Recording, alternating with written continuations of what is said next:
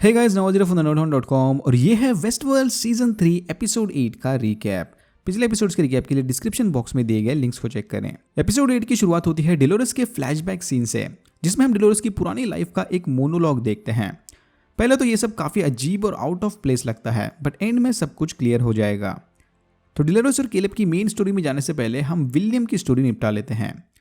पिछले एपिसोड में हमने देखा था कि विलियम बर्नार्ड और एशली स्टब्स को बंदूक दिखाकर बोल रहा होता है कि वो एक एक करके इस दुनिया से सारे होस्ट का सफाया कर देगा। ये बोलकर विलियम स्टब्स को शूट कर देता है और बर्नार्ड अपनी जान बचाने एक गाड़ी के पीछे जाकर छुप जाता है। विलियम से लड़ने बर्नार्ड अपना बैड एस मोड एक्टिवेट करता है और उसे बड़ी आसानी से हरा देता है। बट तभी वहां पर पुलिस आ जाती है और मौका देखकर विलियम वहां से भाग जाता है। फिर हमें पता चलता है कि इनमें से एक पुलिस ऑफिसर वेस्टवर्ल्ड का होस्ट लॉरेंस है और यह है डेलोरस की आखिरी कॉपी। लॉरेंस फिर बर्नार्ड को एक स्पेशल पार्सल और एड्रेस देता है। यह वही पार्सल है जो पिछले एपिसोड में मुसाशी ने अपने आदमी के हाथ से भेजा था। विलियम वहां से भागकर सीधा जाकर अपने फाइनेंस मैनेजर से मिलता है। डेलोस की डील के बाद विलियम के पास अब ढेर सारा पैसा आ गया है, बट इसके फाइनेंस मैनेजर को लगा था कि ये मर गया है, इसलिए उसने विलियम के फंड्स ब्लॉक कर दिए थे।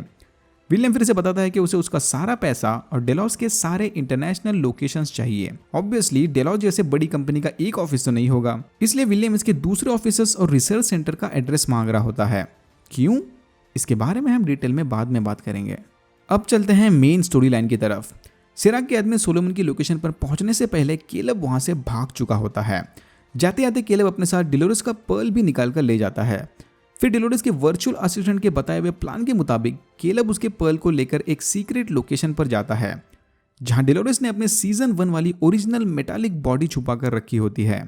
केलब डेलोरस के पर्ल को उसकी ओरिजिनल बॉडी में डालता है और उसे फिर से जिंदा कर देता है। ये दोनों फिर सोलोमन के प्लान को लेकर रिहोबोम को हराने के मिशन पर निकल जाते हैं और यहां हमें पता चलता है कि बाहर की दुनिया में जबरदस्त दंगे चले हैं। सारे लोग रास्ते पर उतर आए हैं और रिहोबोम को बंद करवा के गवर्नमेंट से उनकी लाइफ वापस मांग रहे होते हैं। डेलोरस फिर अपनी मदद करने के लिए रिको ऐप की मदद से कुछ गुंडों को हायर करती है जो केलब को सर बुला रहे होते हैं। डेलोरस ने अब केलब को अपने मिशन का मेन लीडर बना दिया होता है। ये सारे मिलकर फिर रिहोबोम की लोकेशन पर जाने लगते हैं कि तभी इनके ऊपर शार्लेट के भेजे हुए आदमियों का हमला होता है। पहले मुझे लगा था कि शार्लेट पार्टी बदलकर अब सिराक के लिए काम कर रही है, बट ऐसा नहीं है। शार्लेट ने पार्टी तो बदली और मेव को मुसाशी की लोकेशन बताकर सिराक की मदद भी की, बट वो उसके लिए काम नहीं कर रही है। शार्लेट अब अपनी अलग ही खिचड़ी पका रही होती है। शार्लेट के इस हमले में डेलोरस और केलब अलग हो जाते हैं। केलब तो बच के वहां से निकल जाता है, बट वहां से बाहर निकलते ही डेलोरस का सामना होता है मेव से। एक और बैडएस फाइट सीन के दौरान डेलोरस मेव को बताती है कि टेक्निकली सारे होस्ट डेलोरस का कॉपी है। डेलोरस से पहले बने सारे रोबोट्स किसी न किसी वजह से फेल हो रहे थे, सिर्फ डेलोरस का मॉडल ही सक्सेसफुल हुआ था। जिसके बाद उन्होंने सारे रोबोट्स को डेलोरस का प्रोग्राम यूज करके बनाया और सबकी बस थोड़ी थोड़ी मेमोरीज और स्टोरी लाइन चेंज कर दी। तो टेक्निकली सारे के सारे होस्ट डेलोरस हैं, बट उनके मेमोरीज अलग हैं। And now it makes sense कि डेलोरस की कॉपी होने के बावजूद भी शार्लेट ने अपने लिए अलग रास्ता क्यों चुना, क्योंकि सारे के सारे होस्ट सेम होने के बावजूद भी अंदर से अलग हैं, if that makes any sense. Anyways, Dolores अपनी ओजी स्ट्रॉन्ग मेटेलिक बॉडी की मदद से मेव पर भारी पड़ने लगती है, बट तभी वहां पर शार्लेट आती है। शार्लेट का होलोग्राम आता है। ये फिर डेलोरस को बताती है कि उसने इसकी बॉडी में एक फेल सेफ कंट्रोल लगाया है और इसी कंट्रोल को यूज करके शार्लेट डेलोरस की बॉडी को डिसेबल कर देती है। जिसके बाद सिराक के आदमी उसे उठाकर वहां से अपने साथ ले जाते हैं।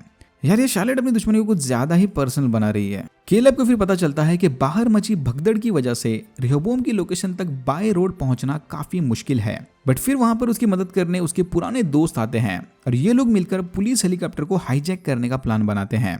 इनका प्लान तो सक्सेसफुल होता है, बट इसके चलते केलब का एक दोस्त पुलिस की गोली का शिकार होता है। उधर डेलोस के पुराने ऑफिस में सिराक डेलोरस को रिहोबोम से कनेक्ट कर देता है और उसके दिमाग में मौजूद उस डिजिटल की तलाश करने लगता है, वो की जो उसे डेलोस के उस सीक्रेट डेटा तक पहुंचाएगी। रिहोबोम एक एक करके डेलोरस की सारी मेमोरीज को चेक करने लगता है और अनवांटेड मेमोरीज को डिलीट करने लगता है। मतलब धीरे धीरे डेलोरस अपनी सारी मेमोरीज खोने लगती है। केलब भी उस पुलिस हेलीकॉप्टर की मदद से यहाँ पर पहुंच जाता है और अंदर आते ही मेव के हाथों पकड़ा जाता है। मेव इसे पकड़कर सिराक के पास ले जाती है, जो इसे सोलोमन की बनाई उस स्ट्रेटेजी की असली सच्चाई बताता है। तो सोलोमन का प्लान रिहोबोम को तो हरा देगा, बट इसका असर सारी दुनिया पर होगा।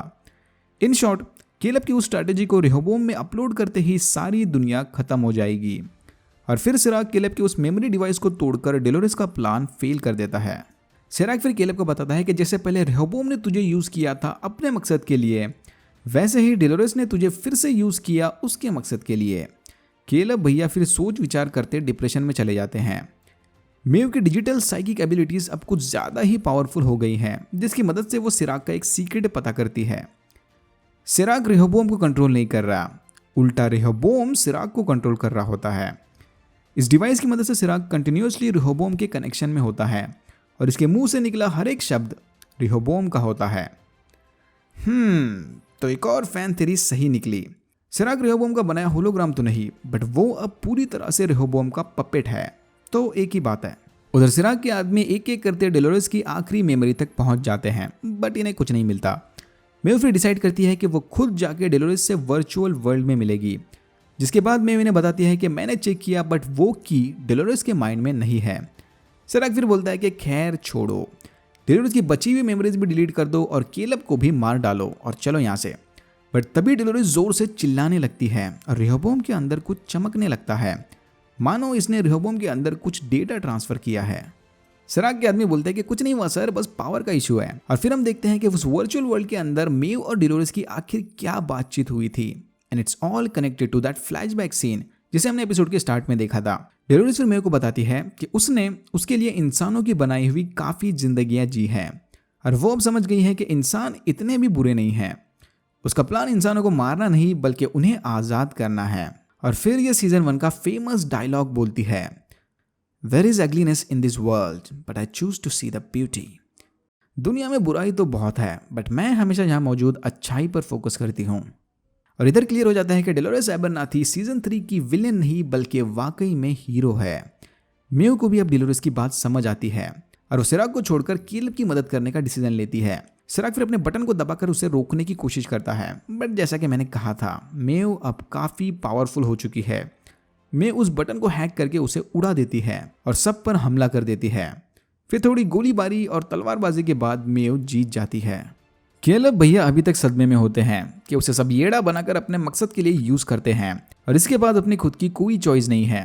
बट फिर मेव इसे समझाती है कि भाई ऐसा नहीं है, डेलोरेस ने तुझे चूज ही इसलिए किया था क्योंकि तुझ में खुद का और सही डिसीजन लेने की काबिलियत है। और इधर हमें पता चलता है कि डेलोरेस का केलेब को मिलना कोई इत्तेफाक नहीं था, बल्कि वो सब डेलोरेस के प्लान का हिस्सा था। वह पहले से जानती थी कि केलेब एक अच्छा इंसान है और उसमें लीडरशिप क्वालिटीज हैं, बट कैसे? तो जैसे पब्लिक के एंजॉय करने के लिए वेस्ट वर्ल्ड है, वैसे ही डेलोरेस ने आर्मी के ट्रेनिंग के लिए भी एक पार्क बनाया था, जहां सिपाही इन होस्ट के साथ लड़के अपनी ट्रेनिंग पूरी करते हैं और डेलोरेस सीक्रेटली इनके भी दिमाग का डेटा चुरा रहा होता है। डेलोरेस भी किसी जमाने में इस ट्रेनिंग पार्क का हिस्सा थी और तभी उसने केलेब के अंदर मौजूद उस अच्छाई को देखा था और बस तब से भाई इसकी नजर में बैठ गया। याद है ना, there is ugliness in this world but Dolores choose to see the beauty. उस गोलीबारी में सिराक भी बुरी तरह से जख्मी हो जाता है और रेहोबोम को बोलकर अपने लिए मदद बुलवाने की कोशिश करता है, बट सामने से कोई जवाब नहीं आता। सिराक और रेहोबोम का कनेक्शन अब टूट चुका है। डेलोरेस की उन आखिरी मेमोरीज में सोलोमन का एक्सेस डेटा था, जिसकी मदद से डेलोरेस ने रेहोबोम का सारा कंट्रोल अब केलेब के हाथ में दे दिया है और यहाँ सिराक का जबरदस्त मेंटल ब्रेकडाउन होता है। सिराक ने ह्यूमैनिटी को छोड़कर अपनी सारी उम्मीद रेहोबोम पर लगाई थी। इसे लगता था कि इंसानों के पास कभी अपनी खुद की चॉइस नहीं होती, उन्हें हमेशा गाइडेंस की जरूरत होती है, कभी रिलीजन थ्रू असली गॉड से, तो सिराक की कंडीशन में कभी टेक्नोलॉजी थ्रू इस तरह के एआई गॉड से। केलेब फिर अपने कंट्रोल को यूज करके रेहोबोम को डिलीट कर देता है और दुनिया को फिर से एक बार इंसानों के हवाले कर देता है। डेलोरेस के साथ साथ रेहोबोम का भी फुल एंड फाइनल हो जाता है। बाहर दुनिया का सर्वनाश शुरू हो जाता है और ये दोनों खड़े होकर कुछ अच्छा होने की उम्मीद करने लगते हैं। ये सब जो चल रहा होता है तब बर्नार्ड उधर अपने अलग ही मिशन पर होता है। लॉरेंस के बताए हुए एड्रेस पर जाने के बाद बर्नार्ड को वहां आर्नल्ड की वाइफ मिलती है, जिसकी दिमागी हालत अब कुछ ठीक नहीं होती। फिर अपनी बीवी आर्नल्ड की बीवी के साथ अपने मरे हुए बेटे के गिले शिकवे मिटाकर बर्नार्ड फ्रेश माइंड के साथ आगे बढ़ता है। बर्नार्ड फिर समझ जाता है कि डेलोरेस ने वो सीक्रेट की इसी के दिमाग में छुपाई है और यहाँ प्रूव हो गई एक और फैन थ्योरी। बर्नार्ड फिर एक छोटे से मोटेल में जाता है और जख्मी स्टब्स को बर्फ से भरे हुए टब में डालकर डेलोरेस का भेजा हुआ वो पैकेज खोलता है, जिसके अंदर होता है एक टाइप का VR हेडसेट, जिसकी मदद से बर्नार्ड उस सीक्रेट की को एक्सेस कर सकता है।